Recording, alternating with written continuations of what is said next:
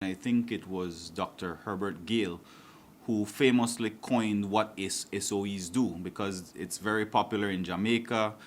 It's popular, of course, in Salvador because it's a long-term imprisonment in Salvador. It's now being practiced in Honduras.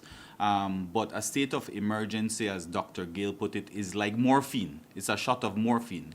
And so we cannot look at it as a solution. And I try to get the media to understand that this is not a solution to crime. We have other solutions that we've put in place, but this is just a tool that is being utilized.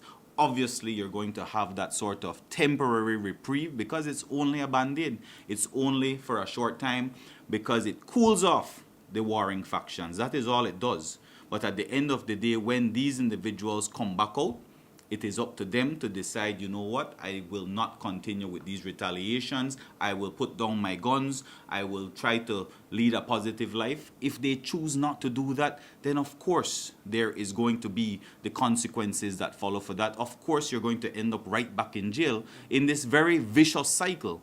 And so while we have seen that temporary reprieve, that's no sort of comfort to me as minister, because yes, it is fulfilling its purpose, but at the end of the day, it's the other programs, it is the effective policing that is going to bring down the crime rate. And as I keep saying time and time again, the black and white statistics do not lie. It is showing, even as of today's date, even before the S.O.E, that the violent crimes are down this year compared to last year. I think it is some 52 murders that we have this year. Last year it was 67. And last year even was a record year.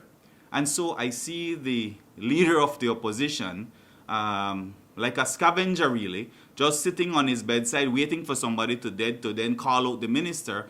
But for 13 years, they had that opportunity to fix crime.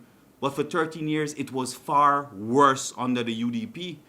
Even the latest poll that was conducted showed that crime is down and that people feel safer under this administration. And so while he criticizes, I have to dig deep, I have to roll up my sleeves, and I have to make sure that we continue with this downward trend in crime, because that is something that he will never be able to escape.